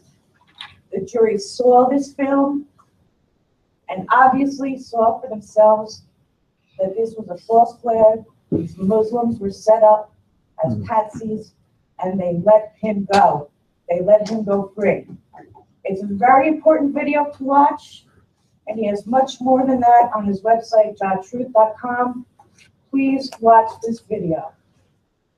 Thank you. Thank you for that. Yeah, Terry.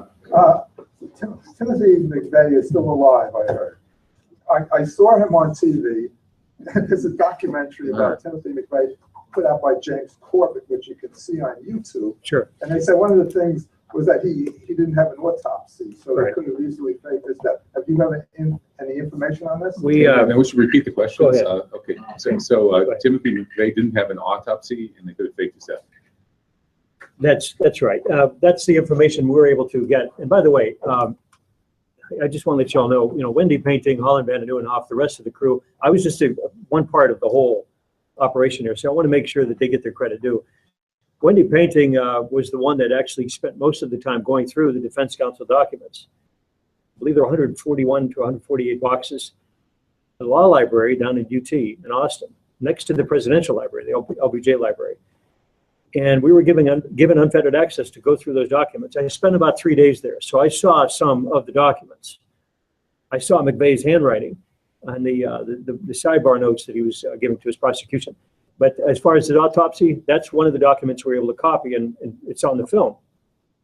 His occupation was Army, U.S. Army. It's like, well, he'd been out of the Army for almost 3 years at that point. And actually 7 years up to his execution. So we, on educated, what we've seen, and comparing to what we could prove and what we can't prove, we still think he's alive. Once again, it goes back to, if you're going to work for the CIA as an asset, you don't kill off your assets. It's counterproductive. You're going to have a hell of a time recruiting for the agency if you're going to go through these black ops and then they're going to kill you. Who's going to show up for that? I mean, it's just common sense. So that's why we think he's still alive, and he's under the Witness Protection Program. Go ahead. Yes. I think we're going to be careful with this term false flag, because the vast majority of these events here recently have been complete hoaxes. I mean, I think we all realize that Sandy Hook, nobody died at Sandy Hook. I myself, I got to Charleston within a week of the church shooting, AME Zion Church, and I had Sunday school with them, a Bible study in this very room that 50-some shots were fired and 9 people killed. Well, the wood paneling was in perfect condition and everything. I know for an absolute fact. And we interviewed all the neighbors and many of the church members, and nobody knew anything. It was a fake deal, okay? And the same with Moncton, the same with Ottawa, the same with Sydney, the same. Well, my point is, we just can't use that word so loosely. We've all learned that term now, but we're wearing it out. Some of them may be real events. When you say false flag, it implies I just want to say, death. yes, Well, and I'll give this to speakers involved, Yeah. but I live in Connecticut, and I know people who lost their children in Sandy Hook. So when people say no one died there, they're missing to their parents. They're gone. If they didn't die there, they're somewhere else. But the parents believe they lost their children. So Can I have some names? I want to caution. Yeah, I can give you names after. See me, and I'll All right. tell you, because I want to caution people not to be saying that because it's wrong. I would. And let's remember, sorry, Oh, but quick question should be very brief because this is being live streamed, it's being archived as is, and they can't hear you. So everything you're saying is just silence for the audience. So please, very short questions, and we'll repeat the questions. And this question was, how about this false flag a bad term? Because in many of these events, nobody dies and nothing happens. Yeah, and I'll very quick, nicely try to answer, respond to that, which is that I agree that we're moving into an age of very, very sophisticated psychological operations, excuse me, on people, which include what we would call classical false flags, in which covert op team does something terrible, kills people, blows up buildings, blames it on the party. There's a whole range of psychological operations that are being used against us, right? And that could include hoaxes. That could include, I was talking earlier about regime change, color revolutions. Those are not necessarily false flags, although they could include a false flag as well. There's all types of levels of deception. In the case of Dilma Rousseff in Brazil, it is a near certainty that NSA leaked the Petrobras information a couple of years ago to the judge in Brazil that started this whole thing. Is that a false flag? Not really, but it's a type of deception and a type of indirect manipulation of the news cycle to kind of create the desired effect. So we are in an age of a lot of different sophisticated operations that are being done against us. And I agree with you in the sense of false flags. In a sense, it's inaccurate to use that phrase for all of them. The reality is that false flag will probably continue to be used as an umbrella term for all of these types of events, although I think you're right to distinguish them. In the back there, John. Yes, 9/11, a false flag, Chris Poland points at Mossad. My question is, what happened to the plane with all those hundreds of bodies that supposedly hit the Pentagon or in Pennsylvania? There were no body parts. So if there were 4 planes, what happened to the other 2 with hundreds of humans, lists of passenger lists of names? So Shanksville, Pennsylvania, there's no evidence. Where were those people taken? Yeah. This is one of the most common 9/11 questions. If you think there was no crash at the Pentagon or Shanksville, what happened to the bodies? And the short answer that I usually give is that if to the extent that there were actual non-complicit passengers on actual commercial flights, they were killed, whether before the planes took off or the planes may have landed and they could have been killed later. And to the extent that there were complicit passengers who were playing in a charade, and those planes may have crossed paths with drones and then landed, as was envisioned in Operation Northwoods in 1962, then those people would have been rewarded, given money, and maybe witness protection. So there was some combination of those two. It may have been all non-complicit passengers who were killed. It may have been all complicit people who are still alive, or some combination thereof. And I haven't found enough evidence to be sure. What about Barbara Olson? So, what about who? The phone call. Oh, Barbara Olson. Right. Well, this is Barbara Olson, the wife of Ted Olson, the Solicitor General, who argued Bush into office before the Supreme Court in the Supreme coup of 2000. Just happened to be his wife, Barbara, a right-wing Bush crime family propaganda outset, who allegedly made the only cell phone call from hijacked Flight 77 heading into the Pentagon. And indeed, there are witnesses who claim that they saw passengers in the windows of the plane and so on as it was coming in at 500 miles an hour. This whole story is completely ludicrous. So does Barbara Olson live? Maybe so. I was thinking about printing up bumper stickers saying Barbara Olson lives. Indeed, the new wife, Lady something, Lady Bird or Ladybug or Lady whatever she is, Olson, does look a little bit like Barbara might with the facelift. I'm not making any accusations, but this just is something that's been observed. May I add something to that real quick? The colleagues of mine at Penn State University they actually interviewed with the Somerset County Medical Examiner's Office, and they found out that the official narrative, again, the abandoned coal strip mine in Shanksville, that was not the crash site. That was actually a staged site. The plane, the remnants of the plane were actually found in what is called the township of New Baltimore, about 7.5 miles nautical miles to the southeast. And out of the victims, they went to the Somerset County Medical Examiner's Office. They went to the Social Security Administration. They found out that over half of the passengers on that plane, United 93, were on the Social Security death rolls over a year before 9/11. So they're fabricated, literally made up out of thin air. These people were dead for over a year. So you throw that into the mix. And they said, well, can you guys make a movie on it? I said, man, we don't have the resources nor the time, but it's bona fide, and we know that for a fact. The medical examiner kicked him out of his office, and they weren't allowed to talk to him again. But before they were kicked out, he did admit that there was no bone fragments, there was no blood spatter, there was nothing that was consistent, as he put it, consistent with the deceased at the crash site. We did get also intel from the volunteer fire department and the Pennsylvania State Highway Patrol showed up at the crime scene as they saw this debris flying out of the sky near New Baltimore, and the FBI already had the crime scene cordoned off. How in the hell does that happen? So somebody knew what was going on way ahead of time. What went into the Pentagon? Was it a rocket? I don't know. That's a whole other case. So I just want to say, a lot of people want everyone to explain every little detail of what happened on 9/11. Right. And the fact is, none of us were part of the inside team. We were part of the club. So there's always going to be things. The important thing for us to remember, I would say, is that I like to think, if 9/11 had happened in another country like China or Russia, I think that we would be able to look at it with enough detachment, and we would at least say that official narrative is not right. There's something desperately wrong with what you're saying. The facts that we know are not right. And the important thing, obviously, for us to do is not necessarily resolve every single scientific detail. Advanced thermite or highly energetic weapons or beam. I don't really know either. Some of these arguments are maybe impossible to know, but the important point is that there are enough serious grave discrepancies that this is more than time overdue for a real public discussion of this, so that we can really out this whole thing. Yeah, the gentleman in the back.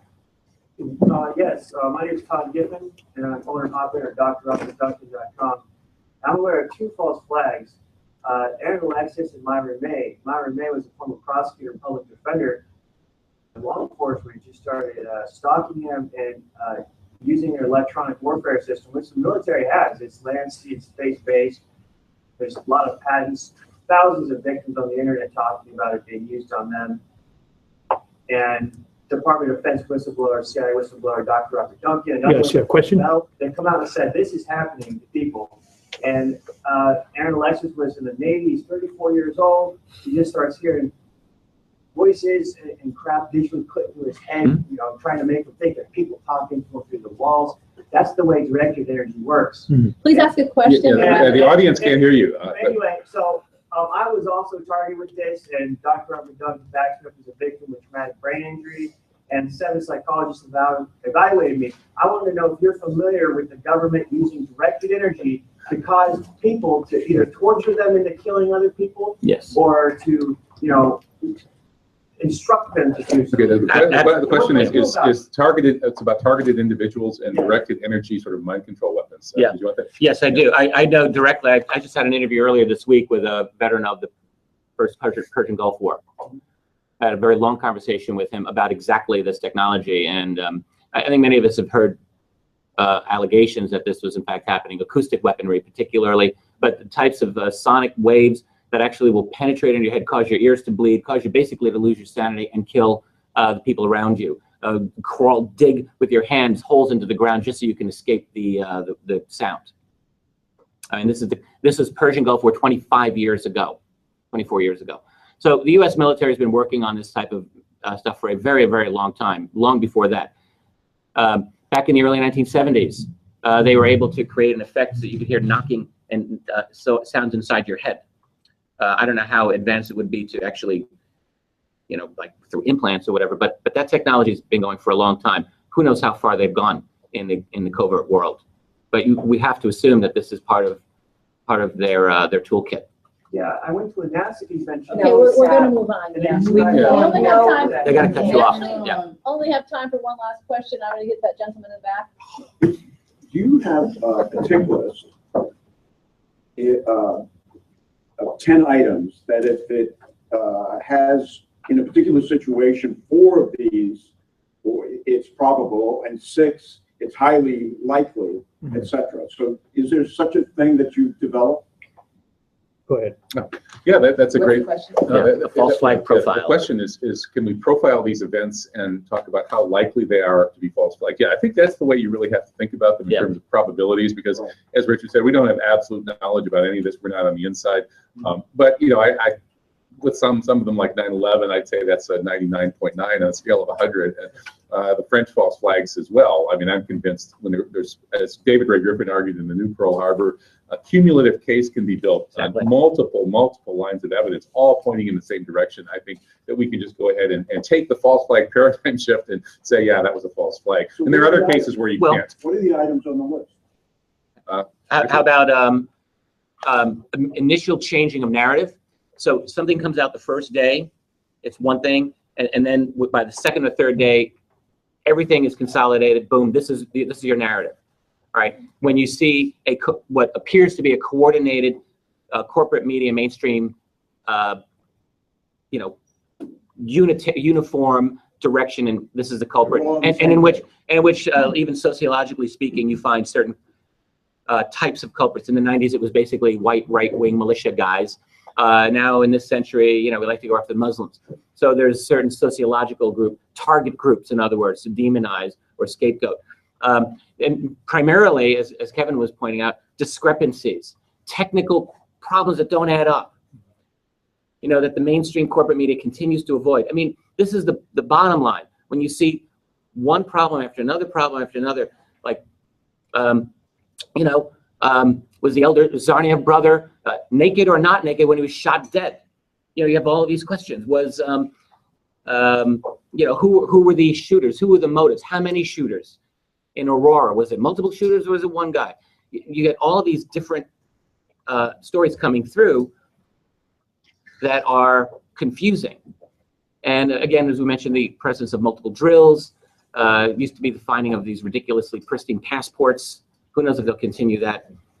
So there are patterns, but basically, I think if you start feeling like you're being guided by an overwhelming media onslaught and followed by legislation or wars that could never otherwise be justified, all right, I think we need to start looking at that as a profile. Nothing substitutes good investigation. And we're going to take one last question. That's Sander. Okay, my last question will be inspirational. Gentlemen, thank you very much for a great panel. Thank you for the moderators. My name is Sander Hicks, and I had a question especially for Chris. I first got into the Oklahoma City bombing cover-up through the work of Ambrose Evans Pritchard. It's an election year. Great We know book. Hillary Clinton is extremely corrupt. She was first lady during OKC. Sure. What can we do to do, I'm working with Brian Kenny of We Are Change, trying to get his book out about We Are Change, direct action. What can we do on the campaign trail to confront Hillary Clinton? What are the questions that you would ask if you could confront Hillary Clinton about the OKC cover-up? Where do you begin? Basically, why was there a cover-up? I mean, she was basically, Jamie Gorelick and her were very tight in the investigation. She couldn't come out as a first lady and say, do these, but there was discussions in back rooms and so forth. I would ask her to panel a joint House and Senate subcommittee, see what she does. That was the goal of this book in the first place. There were 6 members of the U.S. House and 4 members of the U.S. Senate. Get a new investigation on the case. You know, plausible deniability. That she always had a layer or two people between her and the case. So if you go at her directly, she can deny it. But I would ask her, what are the chances of getting a joint House and Senate subcommittee to investigate the case? Because there's my God, there's reams of information to show that it was a broader conspiracy. And we need to have a fresh look at this thing. There is no statute of limitations on murder, and both of these guys will agree. It's not just my case. This is one of the many that happened over the years. All right. Well, thank you very much for coming, and I will give a big round of applause for our